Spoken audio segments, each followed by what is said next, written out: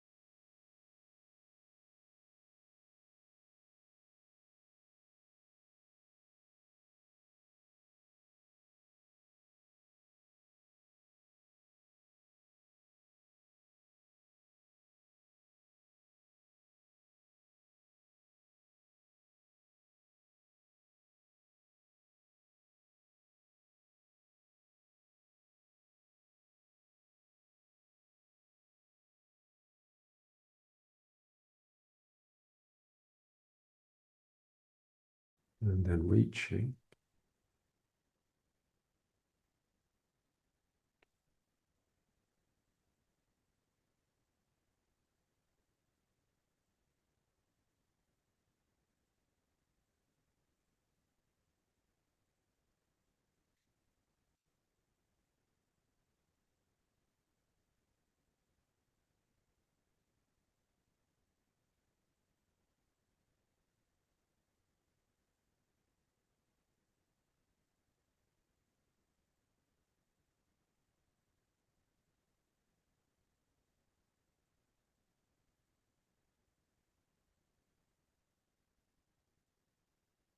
is stretching the muscle, the tendon and the ligament to try and stimulate the elastic return.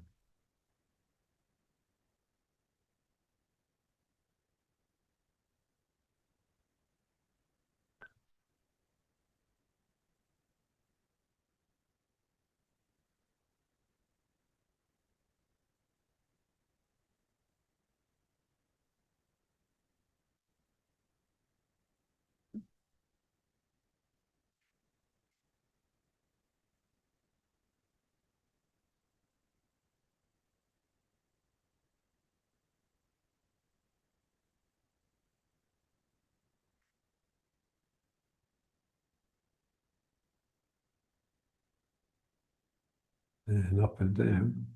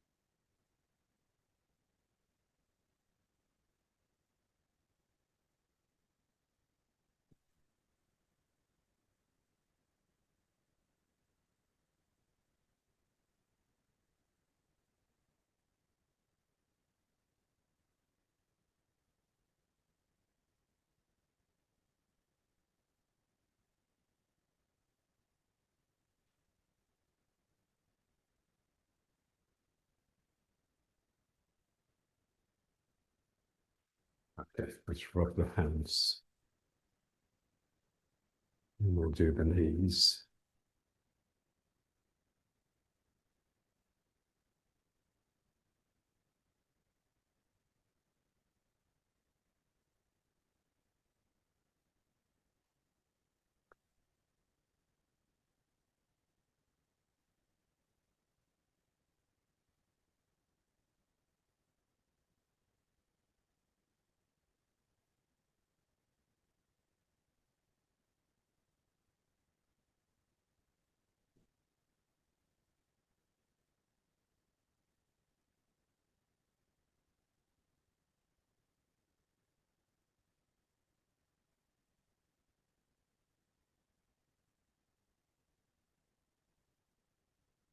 And then the knees alternating. So the twisting of the spine. Let the head go with it.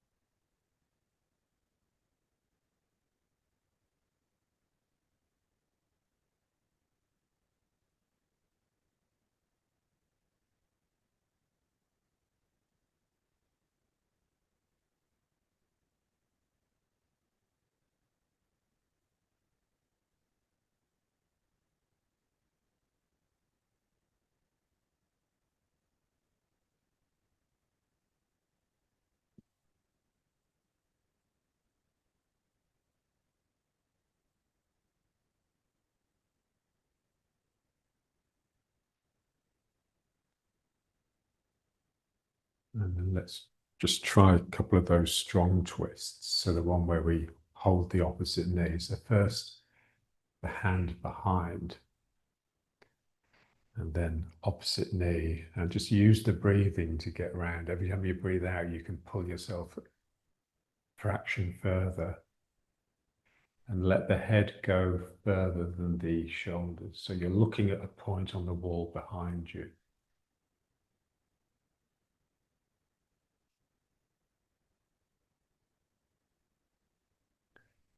And I want the twist to make my spine straight.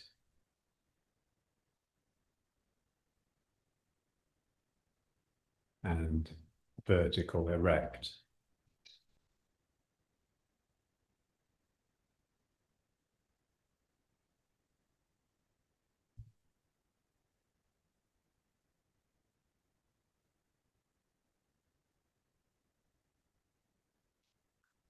And the other side, so just come out a bit slowly.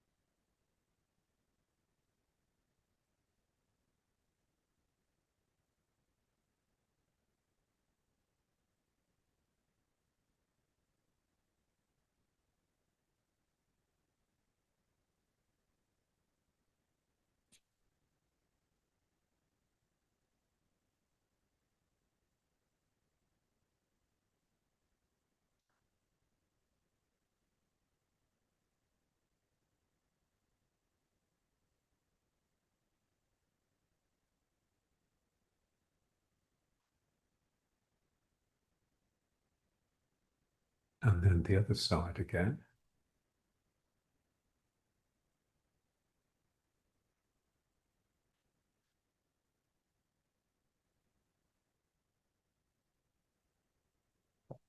So once you're round pretty much as far as you can go,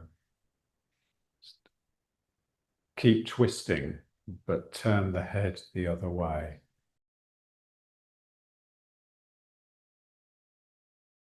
I'm trying to look at the same point on the back wall, but now from the other side.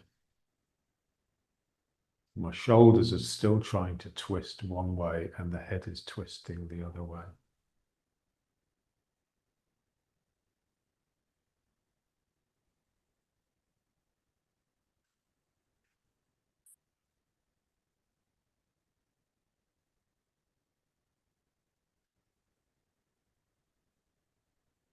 And then out, and the other side.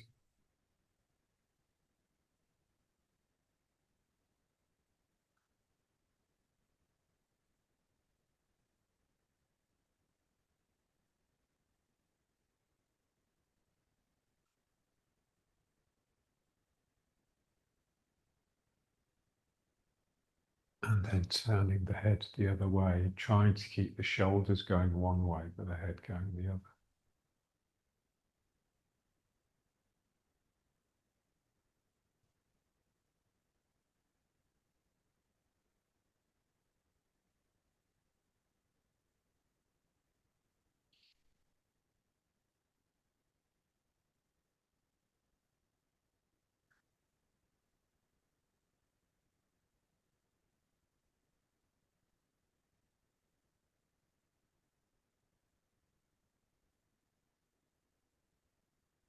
And then back to the front. Now let's try a little bit with the stick.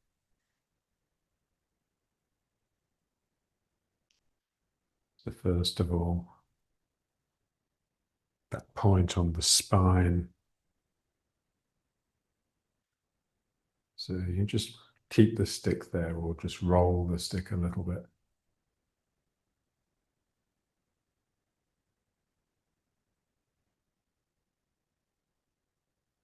So when this part of the spine we're working on flattens out, the chest just lifts that much more.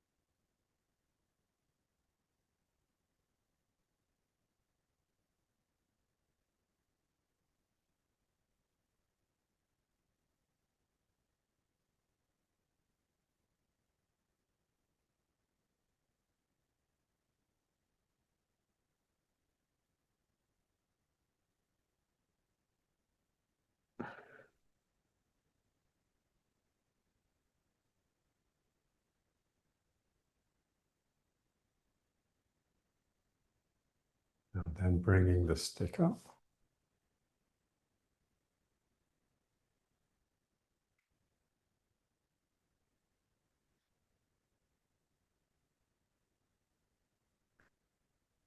Try and get the same spine, same feeling of the chest lifting, almost like the stick is going to slip off your shoulders and fall down your back. And then let's start turning gently.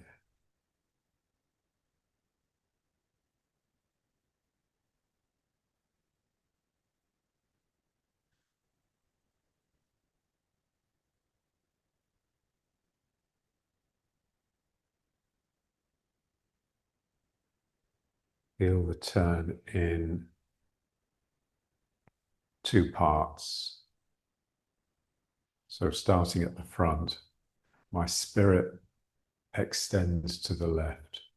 My body follows it excitedly or expectantly.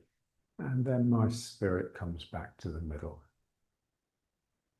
And then my spirit ventures right.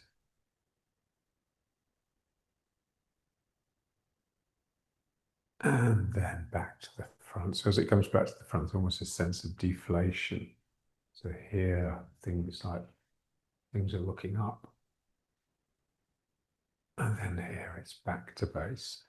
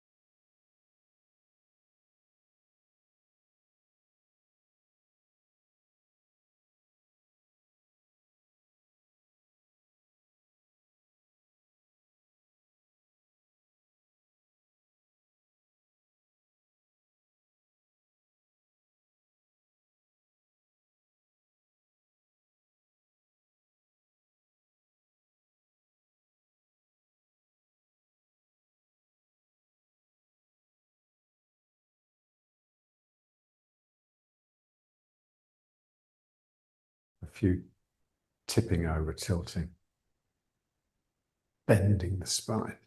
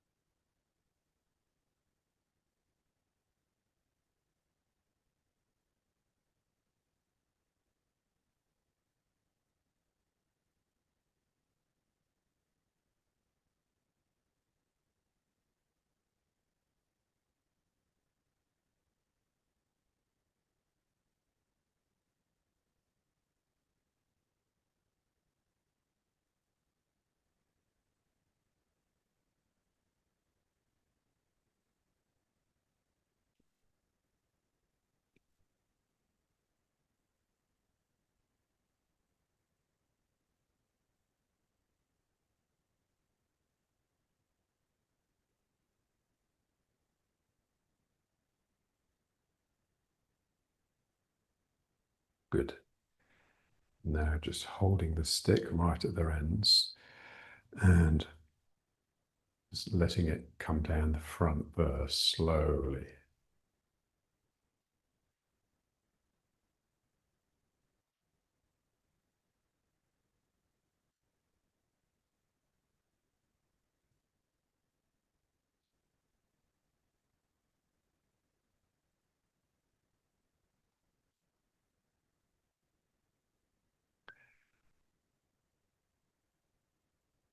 want to feel my lower back really strong. That's the foundation that allows the heart to free up and fly up.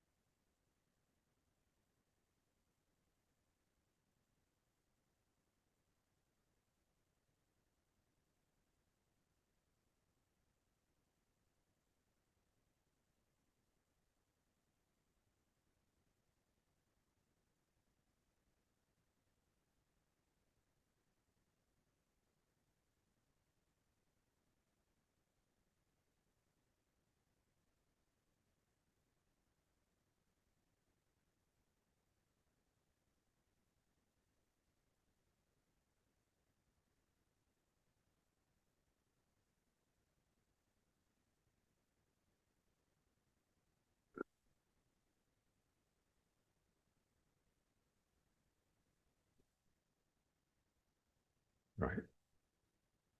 Now let's pull it.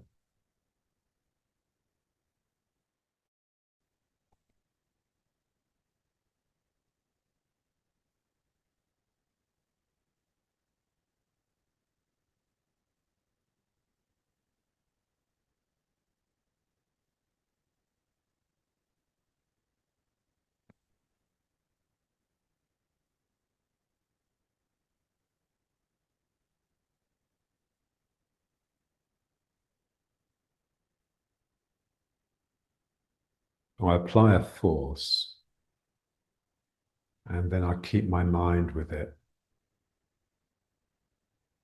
And then there's a sense of movement, so energy, in other words. So energy is really just my mind's ability to extend through time, to keep focused and concentrated as time passes.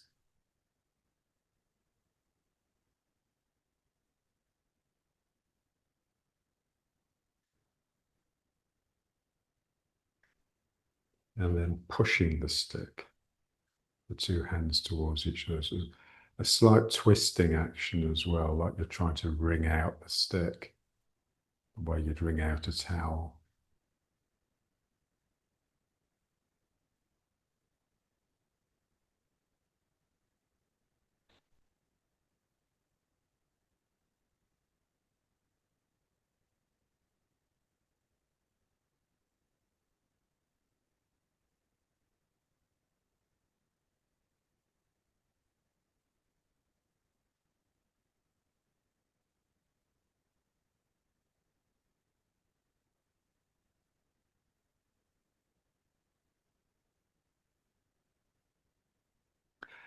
Then pulling the stick again. Again, you can get twisting action. And now just keep the pull on, but extend the hands out a little bit. So the arms are almost straight.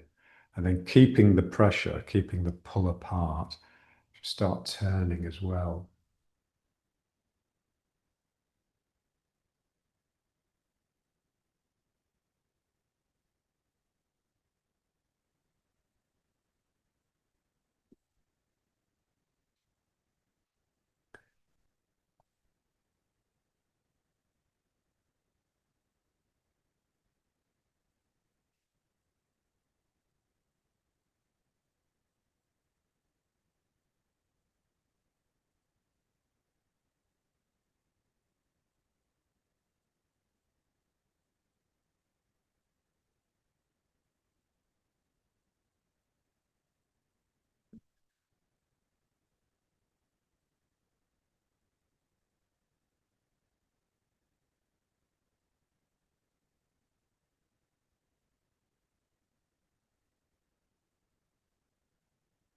And back to the front, and now just pushing.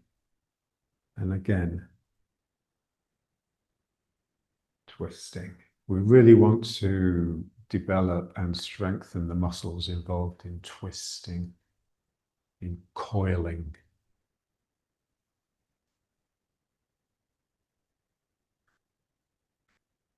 Feeling the muscles close to the spine, the core muscles being used and worked.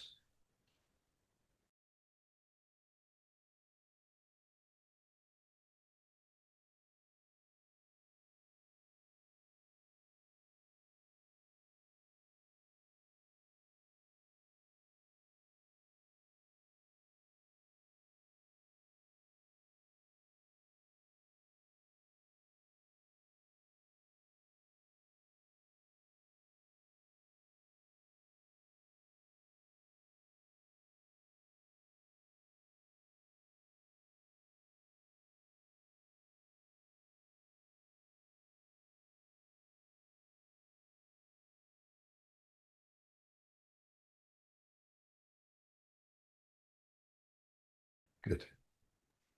And then just putting the stick down. And back to prayer. Now just a few for the head.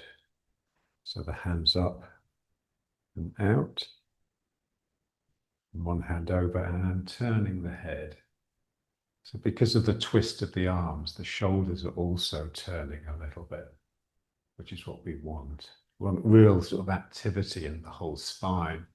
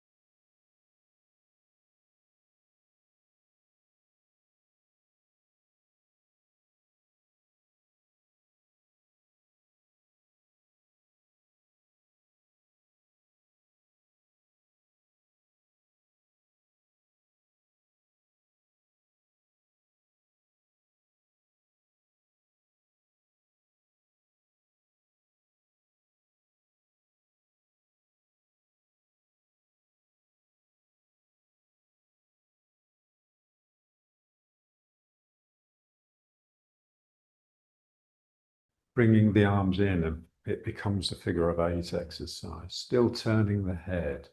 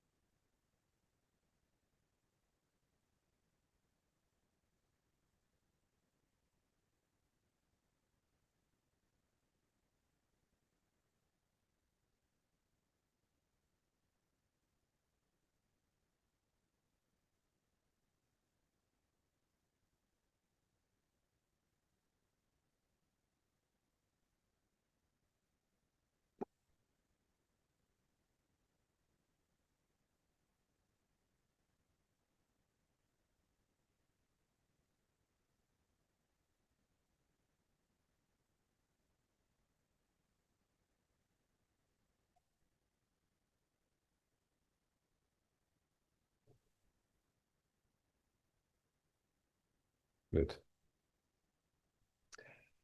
Now just a few seconds of the one with the hands clasped behind the back, just to really pull the shoulders back.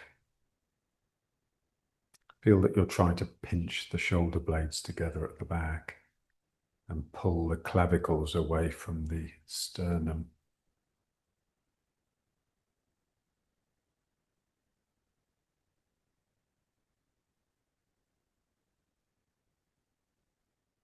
Just rotate the head a bit.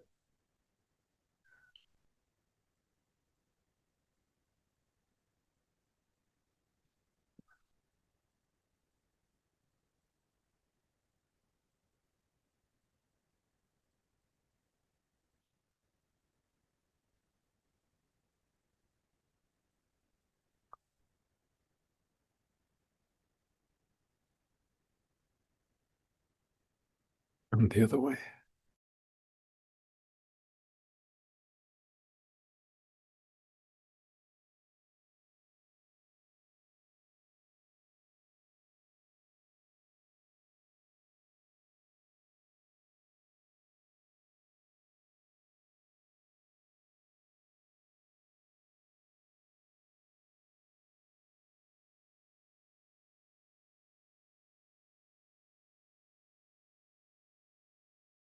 Okay, let's try a little bit of the butterfly.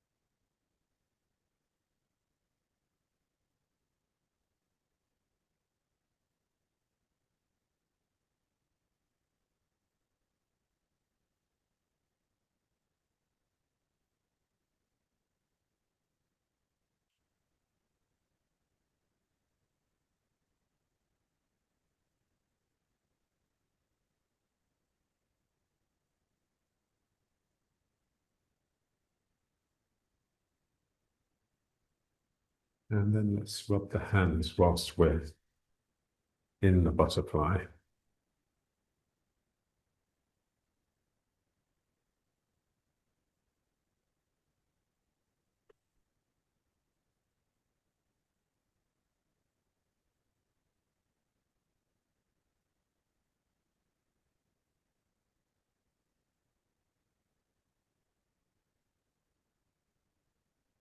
And a little bit of palming.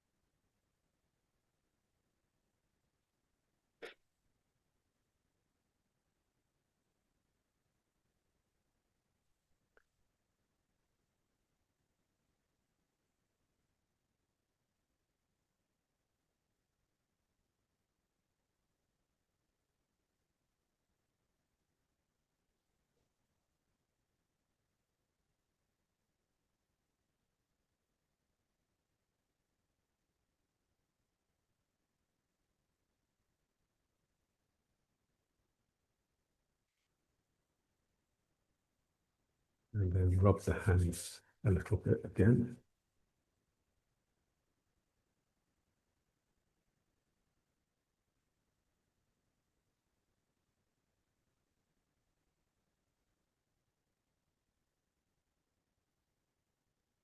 And the hands on the back of the head.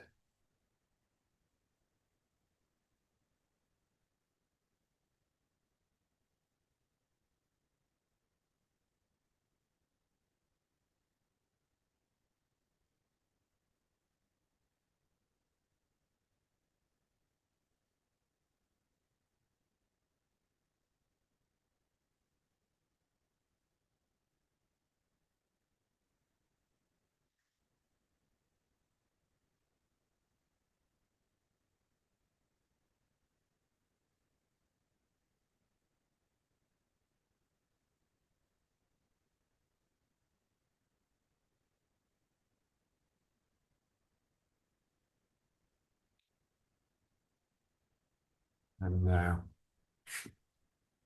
one leg out front and the other one just pulled right into the groin.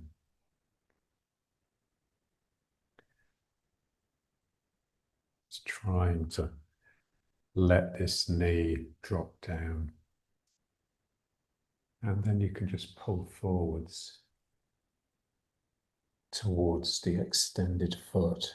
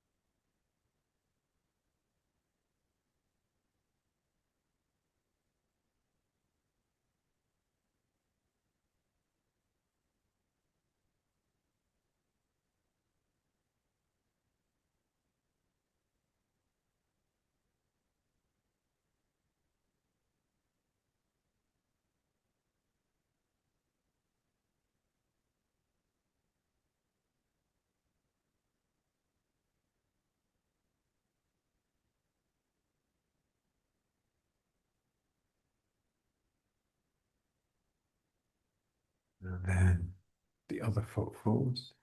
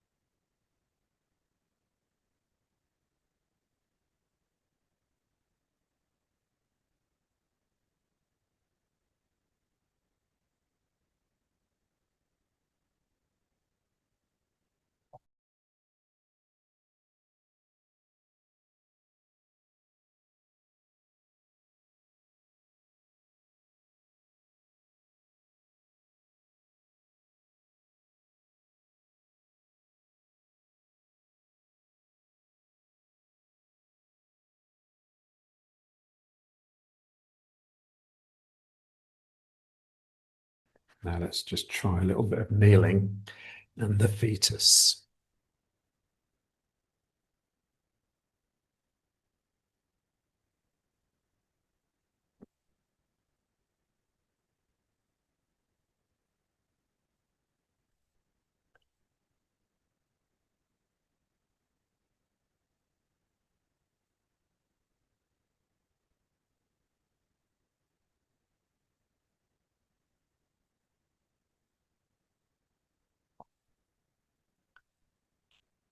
And extending the hands above the head.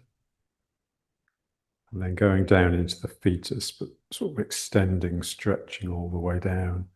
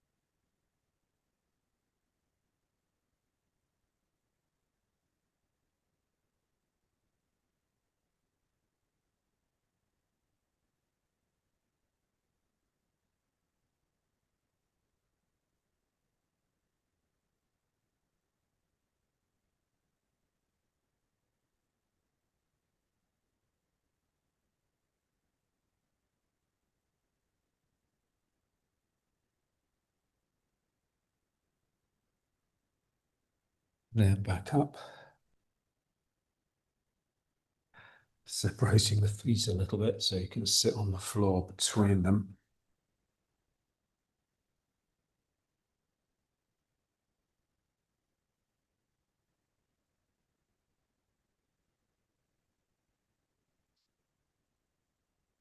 Let's just send the hands up and out, and then a few twisting.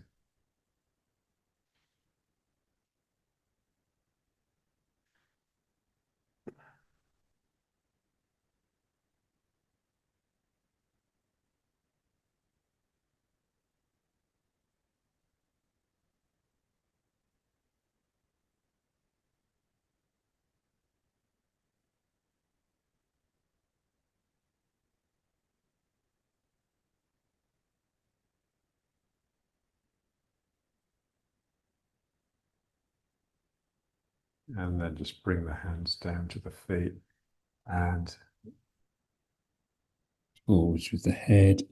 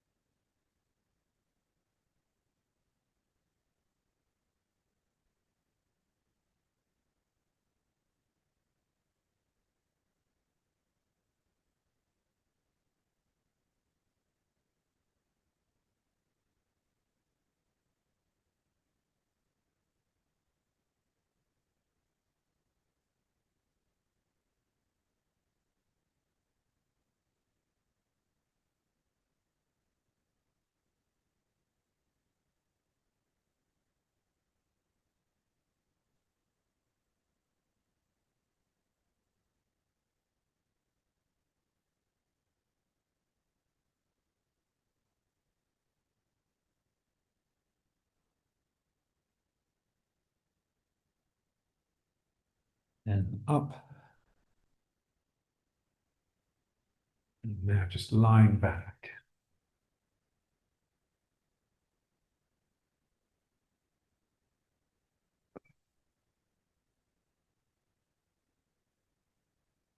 So when I do this with my students, I get them in this position and I will kneel down sort of between their legs and hold their feet and resist their movements. So they're cycling, but they're having to push hard to get the foot out, but then they're having to pull hard to get it back in because I'm resisting everything that they're doing. So just visualize that.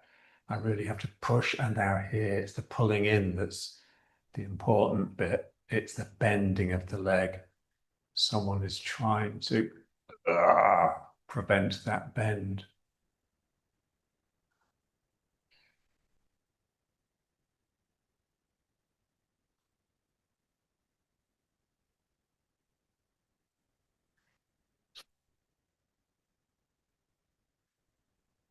I just apply enough resistance so that their action, their movement of their foot is moving their own body. So as they pull with the leg, it's actually sliding them down the mat. And as they push with the leg, it's sliding them back up.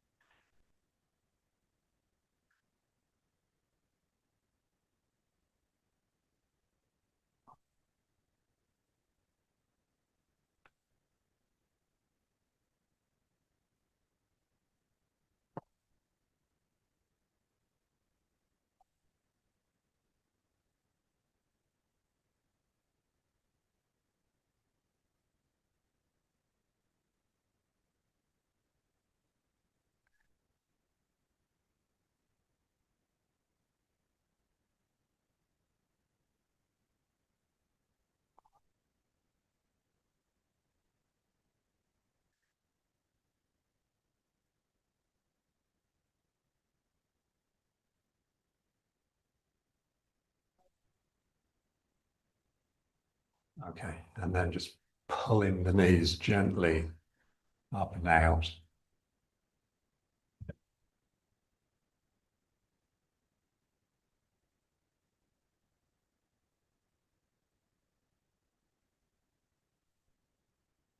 Just pull enough for the sacrum to peel off the mat a little bit, and then you just breathe the sacrum back down, relax it back down.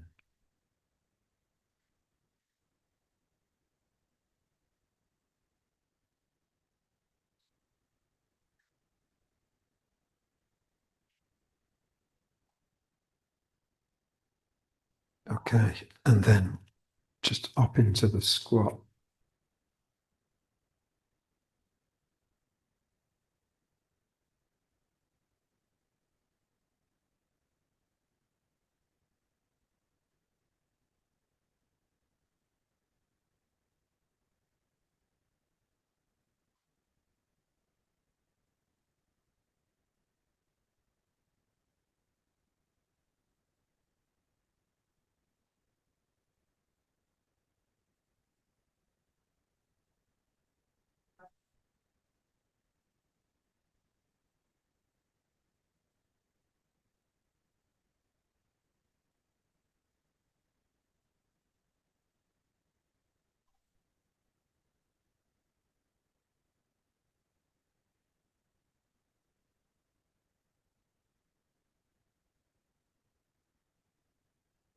The one thing we don't do, but we should really, is just a couple of like inverted postures, like handstand to shoulder stand. So just a minute or so upside down.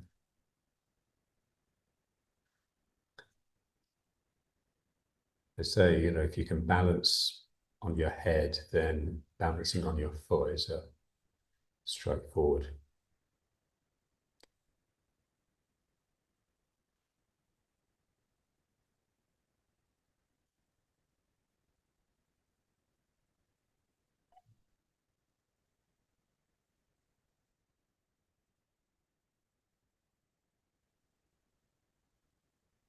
Okay, so just moving side to side.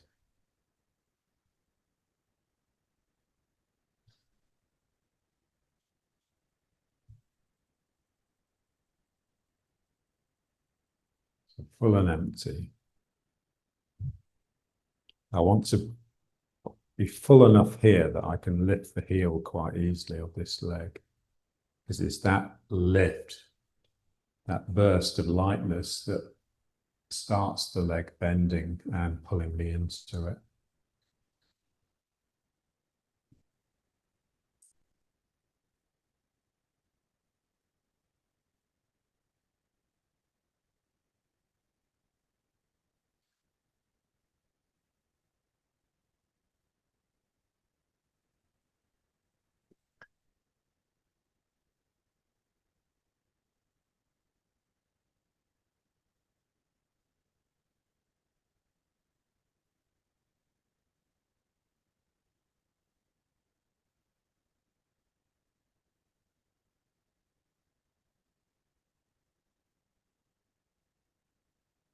This is like our poor man's version of the sumo leg stamping.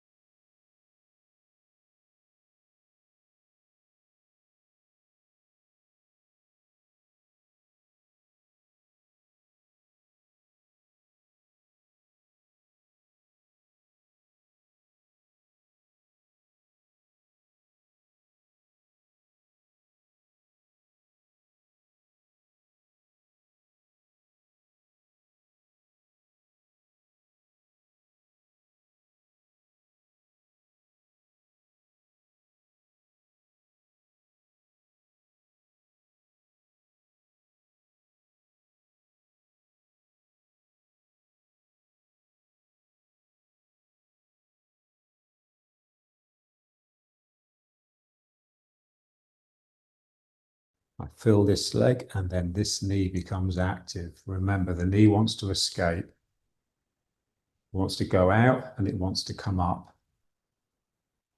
So it's going to bend and try and move in that direction. I want it to be that starts me sluggishly pulling out of the other leg.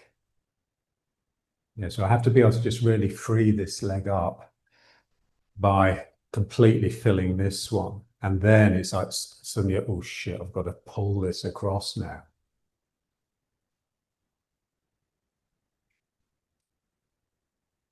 Yeah, so this whole area is being stretched because I don't want to come out of the weighted leg. The weight just is inert. It just wants to stay where it is. So I have to make quite an effort with my spirit to pull it out.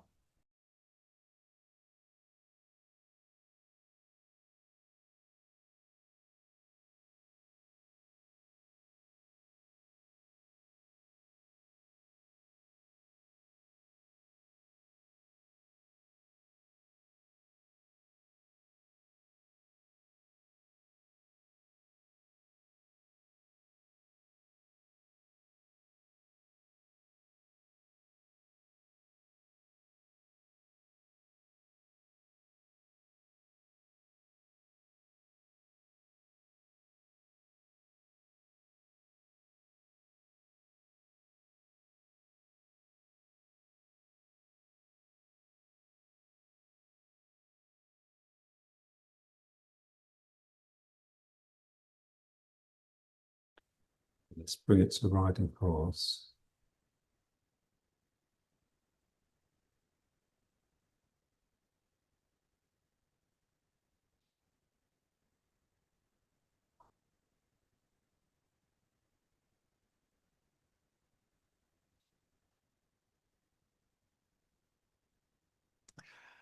Feeling the roundness, the extending from the spine.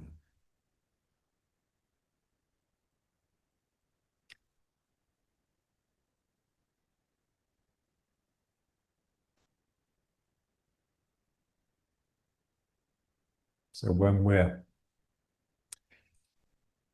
interacting with the world with our arms, hands, or legs, so in other words, moving around or rearranging the furniture, then whenever the limb goes out, it goes out with a view of coming back in. There's always that sense that it's going to return. So let's just try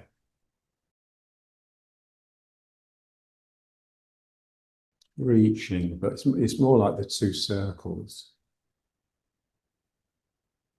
So the circle returns, one side of the circle goes forward and then the other side comes back. So this is Tai Chi. Tai Chi is turning everywhere, circles, circles. So the hand goes out, but it returns. That's the nature of our interactions with the world that we inhabit.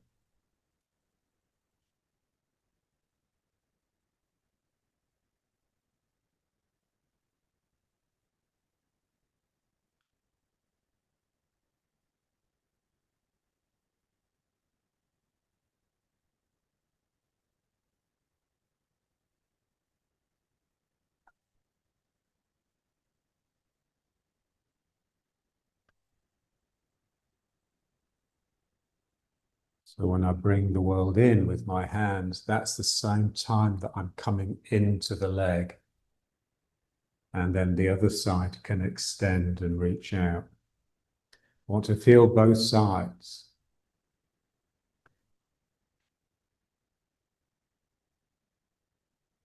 So unfortunately, our mind, the ego, is very either or. Now, we want to have a mind that is equally with both, always sees the other side of the argument.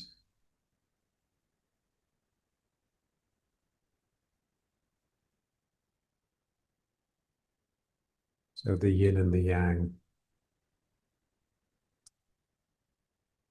So instead of a mind that's making choices, this, not that, it's a mind that's balancing alternatives.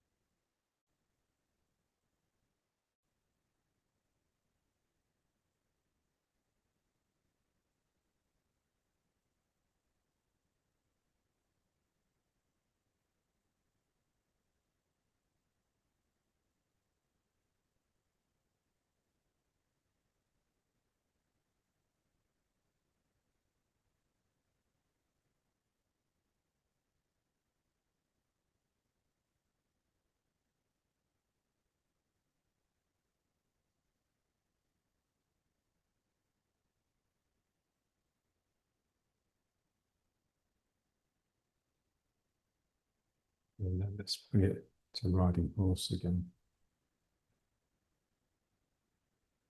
So here my legs are trying to grab the ground the same way that my arms are trying to grab the other person by, by the lapels and give them a damn good shake. That's the feeling. Both of those actions are really spreading my back and opening the front, but hollowing it. So the shoulder blades come round, and that gives a sense of draw into the chest. The same way that this coming out here gives a sense of draw up into the belly from the ground.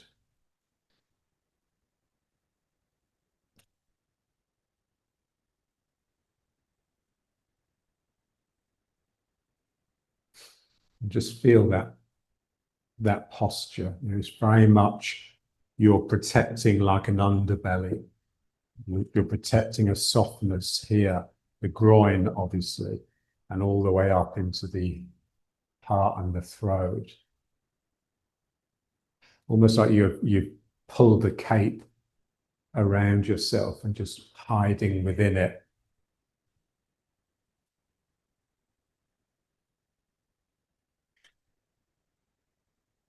Okay, and now we just want to connect to the vertical. Yeah, so the reality that we inhabit is very much like an infinitely extending vertical line, which is gravity and levity, and then all these circles that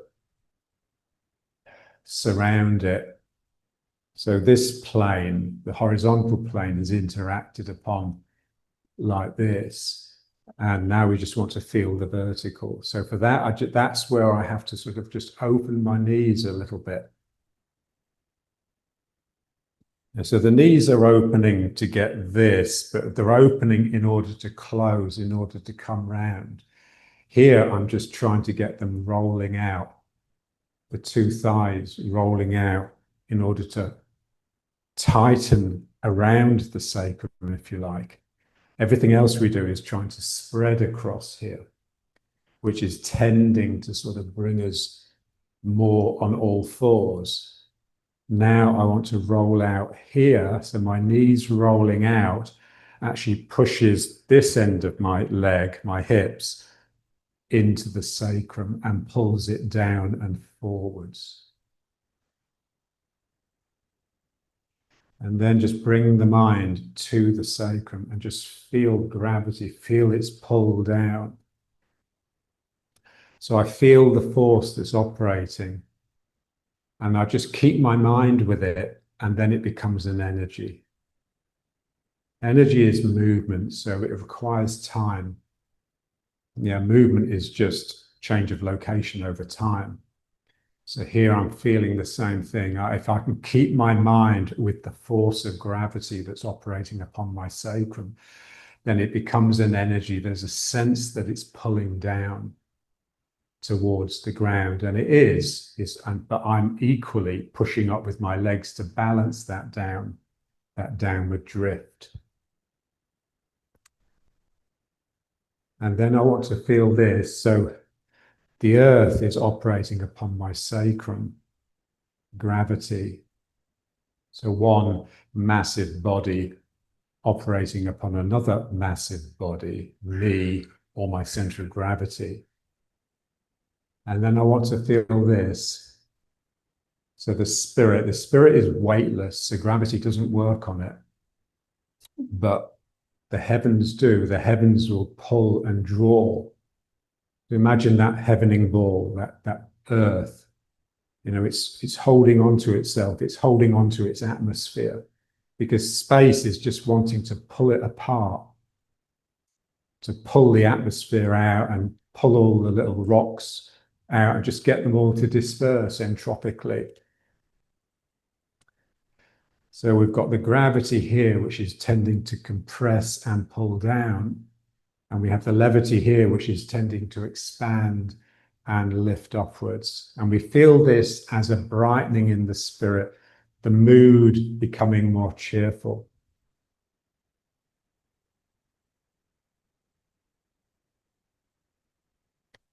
And if you don't get this here and here, then that's when we get tense shoulders and a tense neck. Because if you don't have the lightness on the top of the head holding the head up, if the head isn't being held up by your absolute fascinated interest in the world that you live in, then you're having to use these muscles at the back of the neck all the time just to stop your head from falling forwards like this. And they're gonna get really tight. And same with the shoulders. This should have a sense that it's coming out of the shoulders, and the shoulders are just dropping down rather than coming over. See, this sort of pulling in the world is very much getting tense shoulders and pulling the arms over the top and forwards. This is extending out of that. This is the infinite line. This is the energy just releasing and going off to infinity. It doesn't come back. It's just you releasing something upwards and downwards. And then the spine is constantly being extended and stretched rather than compressed, which it normally is. So gravity is operating upon us all the time. We can't escape it because we have a body, but most people don't have a spirit, or not a very well developed one. And so they don't have the levity so well. And so their spine is just, so as they get older and older, they get more and more, they get shorter and they get more and more hunched over. We just want to make sure that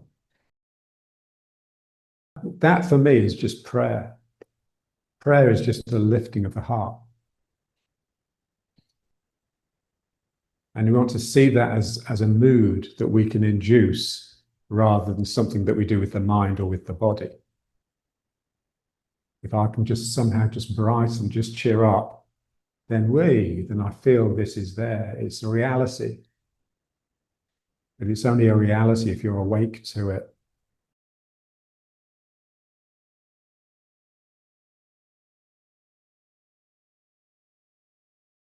Now turning. So, to start with, we were using this action of the legs to move the body side to side. So now we're sort of combining the vertical line and this action. And what we're trying to do really is what we were doing when we were sitting down, which is really twist. The muscles are sort of tightening around the spine. This is the feeling. So using the legs the same way I was to move side to side, but using them to extend up and then pull down, rather than simply move a body from one leg to the other. Now I'm straightening this leg, and that I want that to straighten all the way up my spine to the top of my head. So I feel, they had that saying in Tai Chi, we are all spine. I am all spine from the tips of my toes to the top of my head. I'm just one spine. So the leg is part of my spine. So if I straighten this leg, it'll push me around, but it will also arch me backwards and thrust my chest up in the air. And then when I pull with this leg, it just gets the opposite to happen. The heart now drops. It's like everything is trying to come together in the Dan Chin. And then this one starts straightening. Oh, and the heart goes up again. And then this one pulls, and then this one straightens.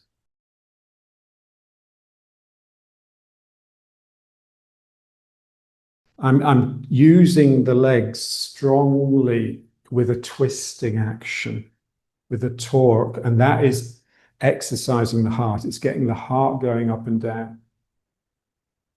So here, this goes up, and then it pulls down. There it goes up, pulls down.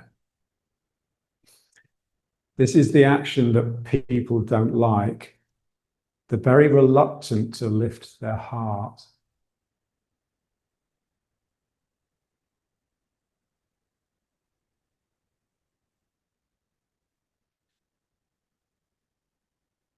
So most people nowadays, if they're not anxious, if they're not worrying, they feel guilty, almost like they have a duty to be anxious. When they, for whatever reason, they just drop that and they're just cheerful, it just doesn't last for very long. So they punish themselves with the next worry. So twisting here and pulling back, twisting here.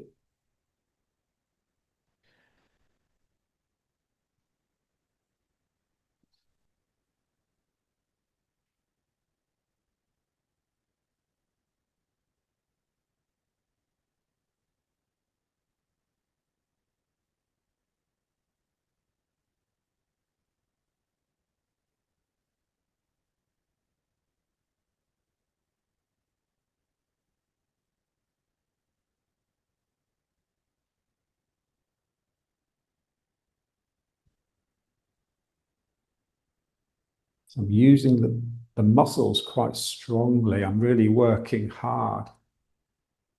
And this sense that the muscles are sort of coiled around the bones. So the more I tense a muscle, the more it tightens around the bone, and then that bone gets squeezed. Massage, that's the packing the energy into the marrow. I have to visualize it. I think it's like I really work.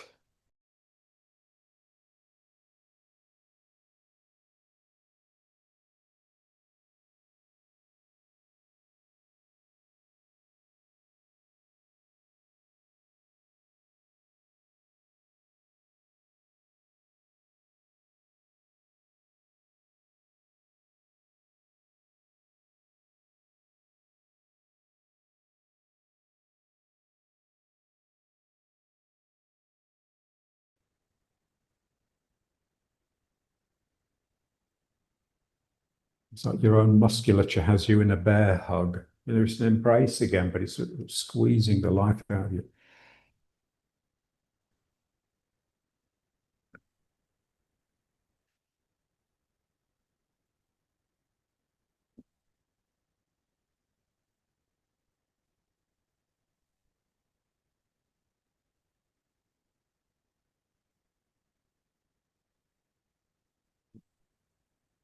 And now just let it go, just turn.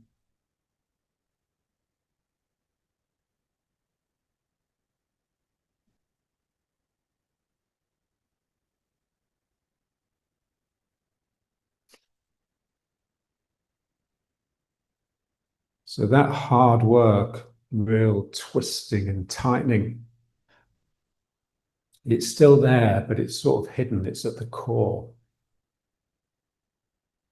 They have that saying outside, You're soft and sweet like a beautiful woman, but inside you're like a tiger ready to pounce.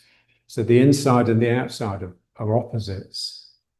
So the more soft and floaty my outside appears, the more tight and sunk and rooted the inside is. And again, that's the yin yang mind, the Taoist mind that can be with both and balance the two.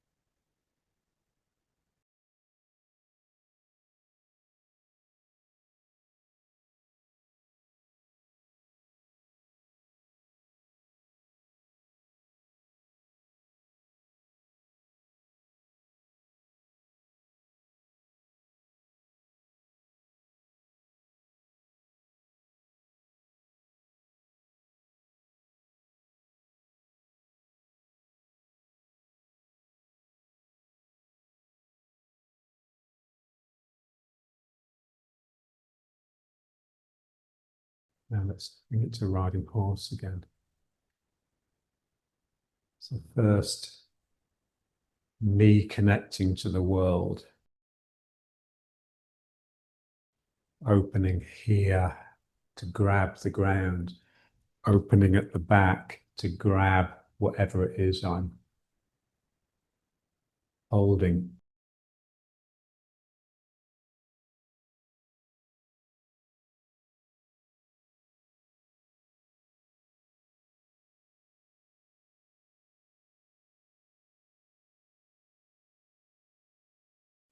And then just letting the knees slide out. It's completely different feeling, this.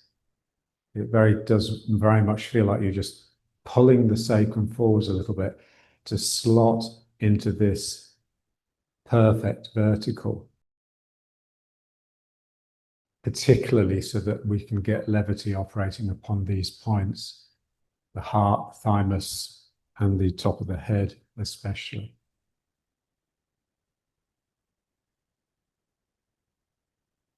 So they are there, and we're just having to struggle to keep them in balance.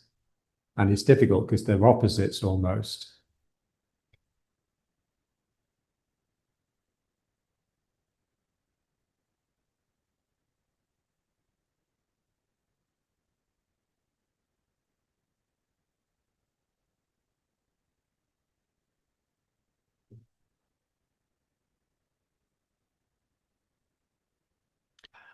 Okay, let's try going backwards and forwards with this one.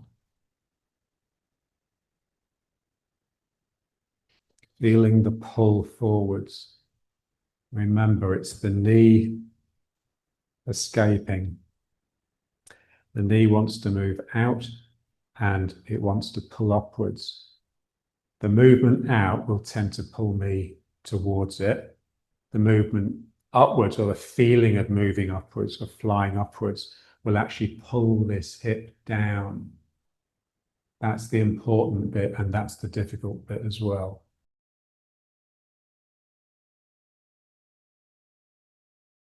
The knee, really, the spirit in the knee that gets this sinking, gets this fold in the hip.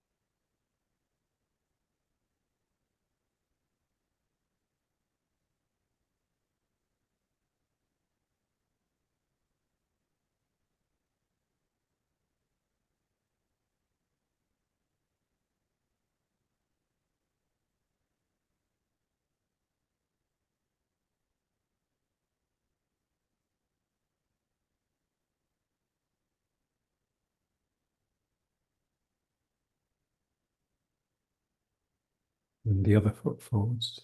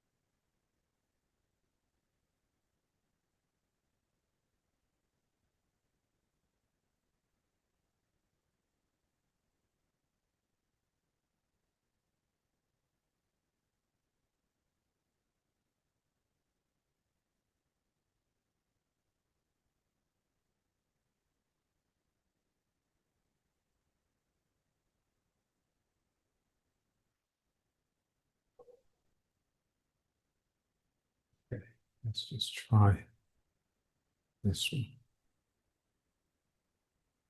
Just loosening these joints, sacroiliacs and hips.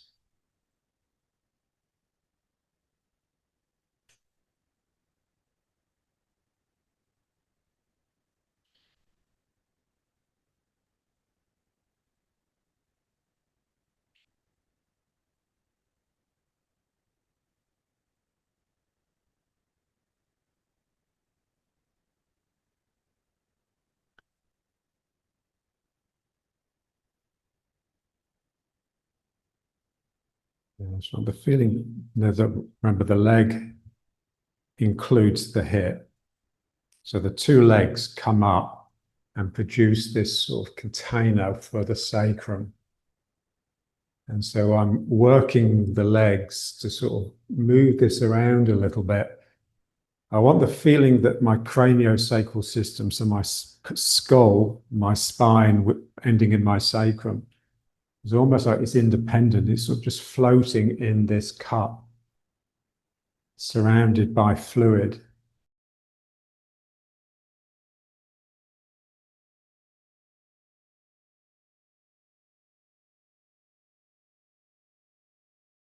So if I want anything to happen in my upper body, I have to somehow get a ripple of energy flowing up the leg and then up into the upper body.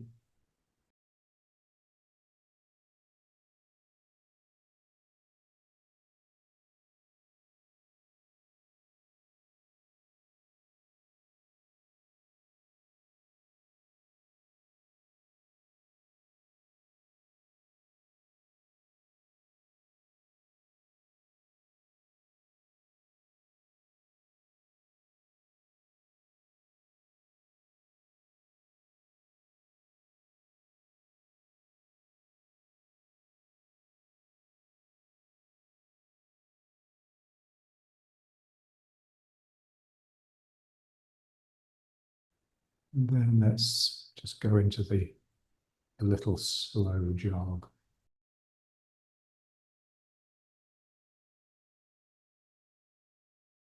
So staying on the toes.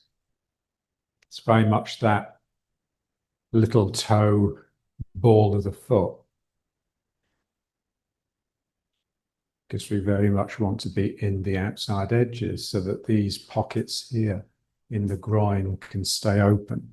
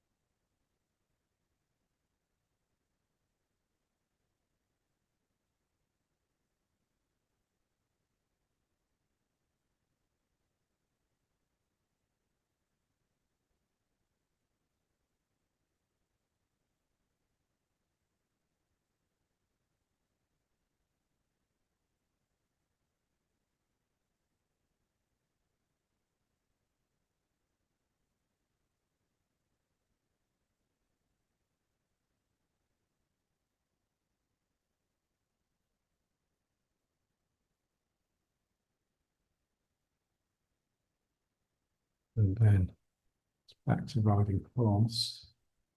And now the feeding on the ground,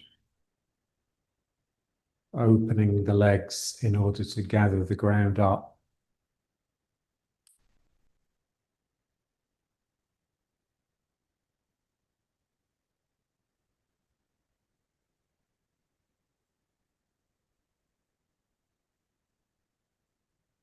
I want to feel this release from the sacrum.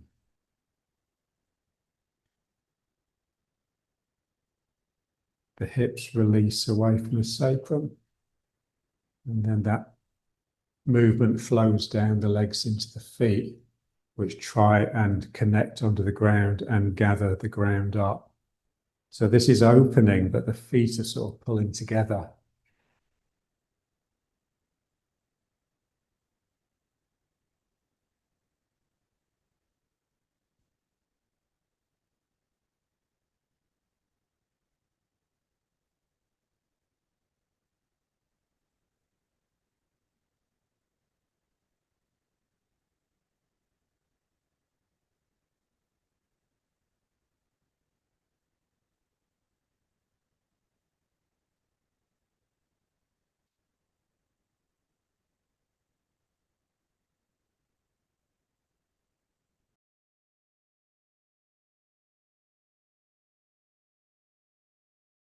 Always trying to catch the mind that goes with these exercises. So when I do it well, I do it in my mind primarily. My mind and my spirit. So here, something inside me really takes a risk and opens up, and then something, that thing reaches out and hungrily gathers in towards me.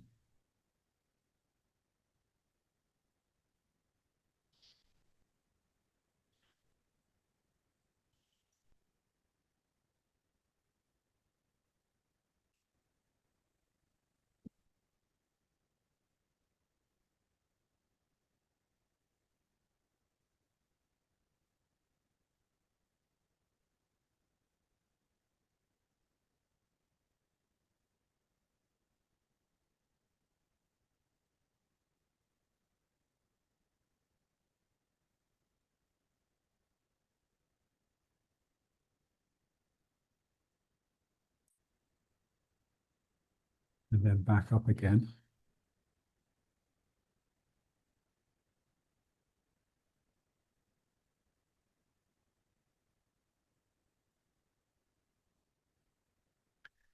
So this interaction with our world, the gathering, the hugging, basically, the embracing.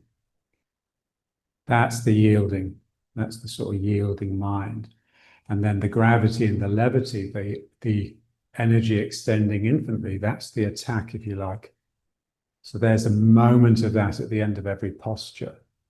So we mustn't slip too far from the vertical, otherwise it's going to be impossible to get back to it. That's the thing with all of these principles, they tend to work against the other ones. So you're constantly having to jostle them.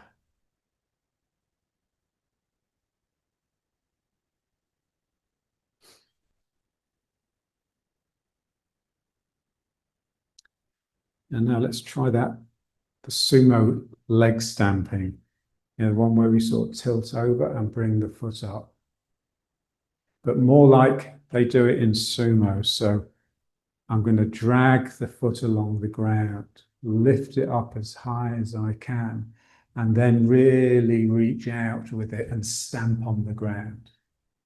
And then this one comes up. So again, it's like a big mouth that's taking a bite.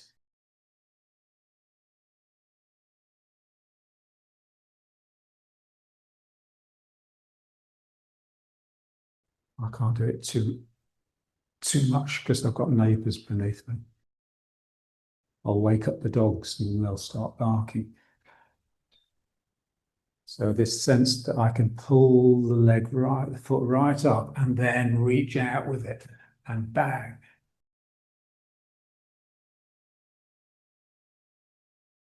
And so this really you can feel it really opening at the hip. And you really fall into the leg. The sumo guys, they really stamp. The whole room shakes when they stamp their foot.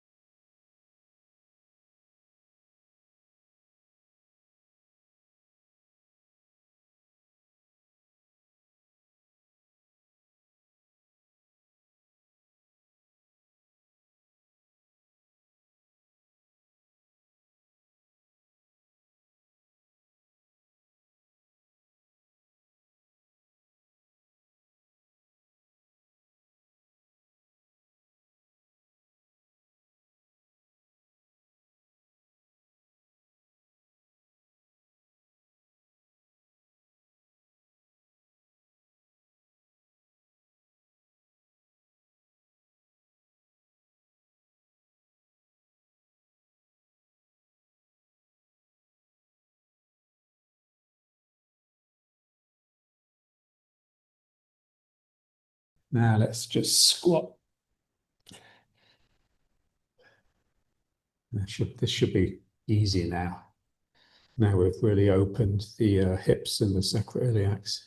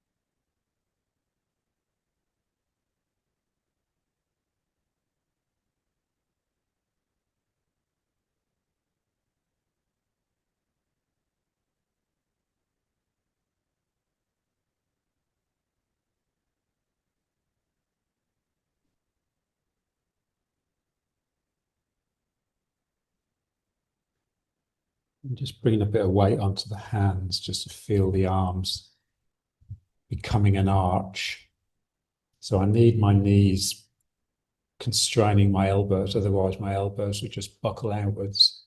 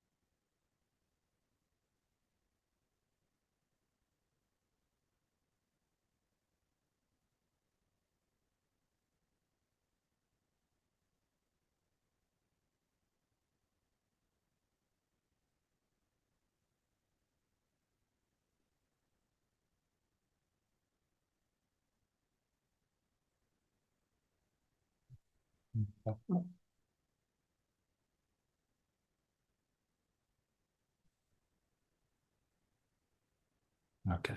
And now just balancing on one leg.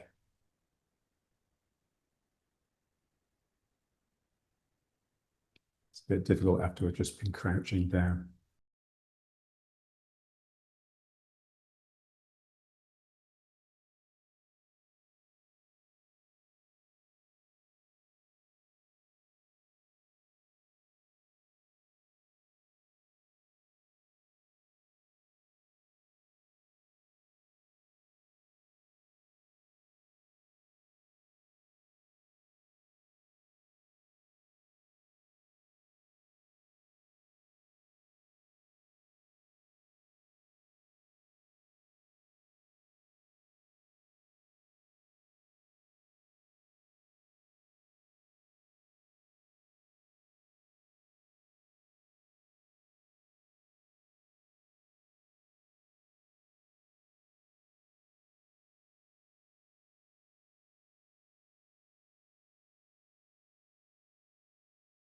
So it's a balance exercise, but it's also working. So I'm sinking, I'm trying to pull this up a little bit just to get a slight flattening in my lower back. So the exercise is working my sacrum and the vertebra, the few vertebrae above it.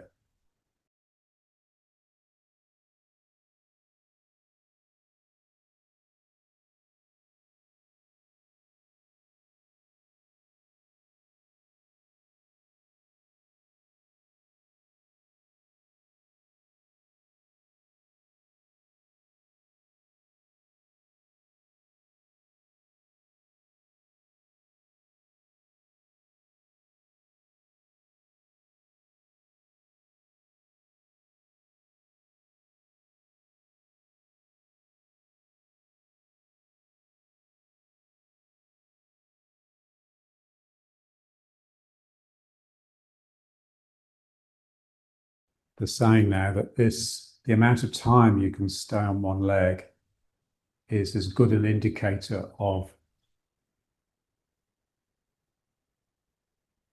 your health as blood pressure, measuring blood pressure.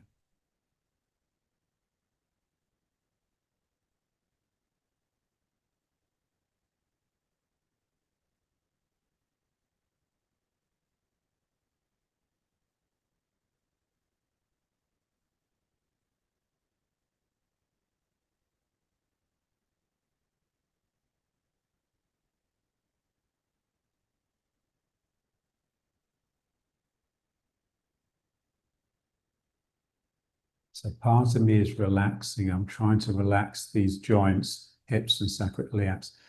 But another part of me is coiling, is tightening. This is why that twisting is so important, because it gives us a feeling for the correct sort of tension. So it's not an extension like this. I'm not stretching the muscles by extending. I'm rolling them, I'm tightening them around the bones and then getting them really stretched and then tightening them, and that will squeeze into the bones and give it's a certain feeling, almost like you're gritting your teeth because you know you've got an unpleasant task ahead. You're squeezing into your core.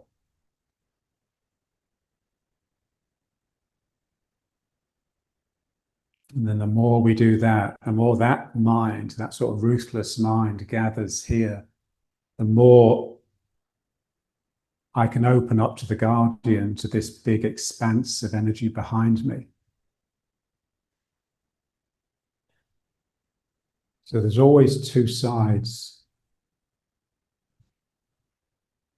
to the coin. It's like that quote of Spinoza. It doesn't matter how thinly you slice it, there's always two sides.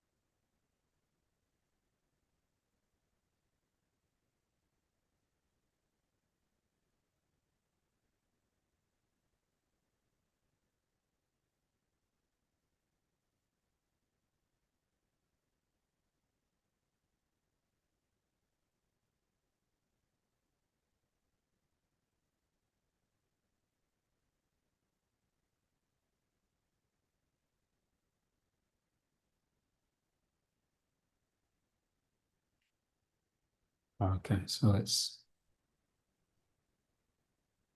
get back.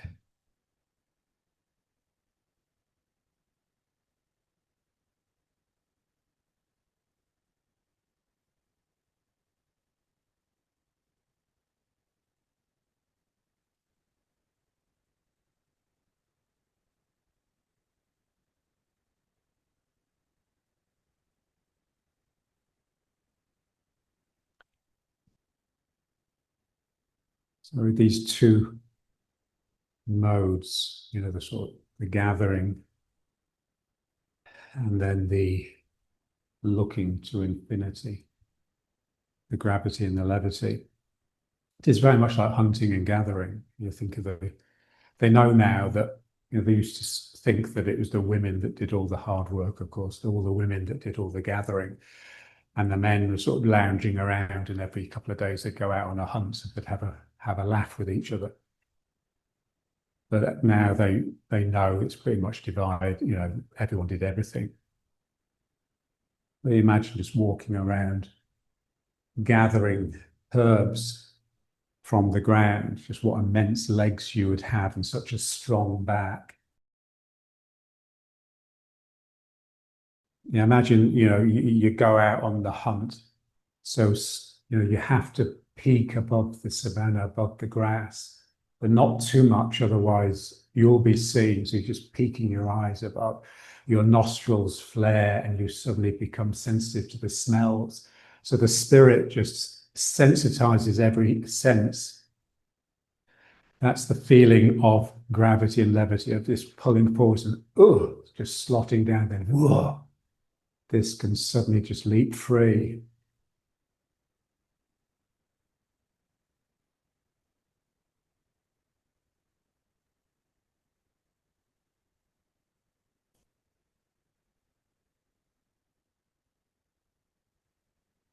There's a channel on YouTube, I think it's called Slice, and it's all just tribal peoples. I just love watching them because, when they're hunting, they're just so alive. Yeah.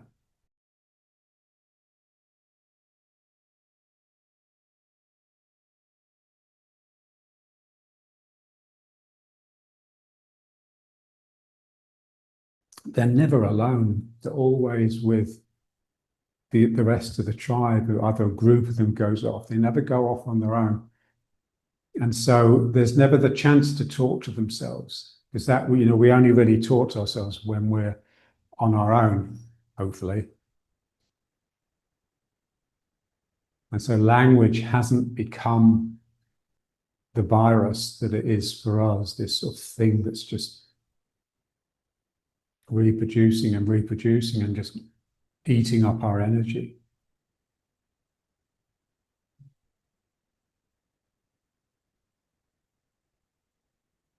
So this is the thing that people lack. This is my experience of teaching. Everyone is basically depressed, or more depressed than they should be. No one's heart is really free. John had that lovely phrase, a fledgling heart. So a heart that is still in the nest, that hasn't developed enough feathers to be able to fly free. And in a sense, we're all like that. And this thing of fledging the heart, of actually, letting it grow feathers, it's got a lot to do with real courage. The courage to just operate out of the system in a way.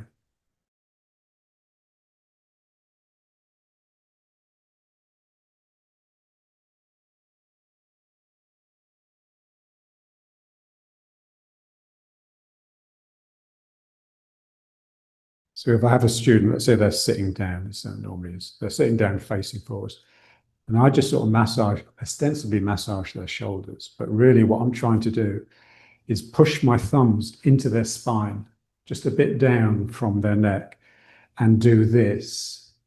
Because what should happen if I do that, they should almost vomit.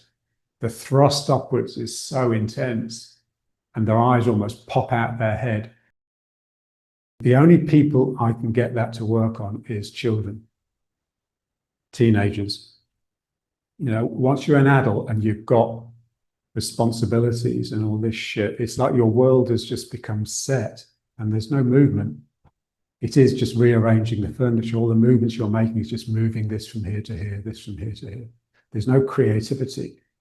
So we want this feeling that, the heart can just, and it just feels so good.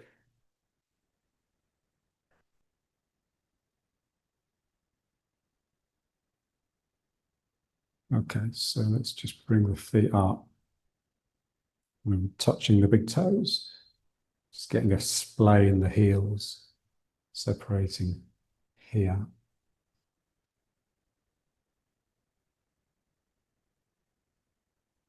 I don't want this clamping. So all the time there's a feeling that my legs are wanting to bend. There's a hunger inside me for the ground. I saw this really interesting clip on YouTube.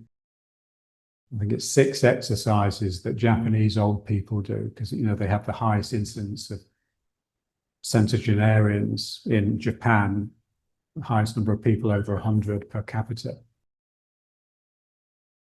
It's all the exercise basically to do with just looseness here. So squatting, the squatting that we do, then the ability to get down, to sit on the ground, and then get back up again without having to use your hands to push up. And twisting, the twisting that we do where the shoulders are twisting against the hips. These seem to be the most important things, just to stay flexible, and not just flexible in the body, but flexible in the mind. I'll send you the clip.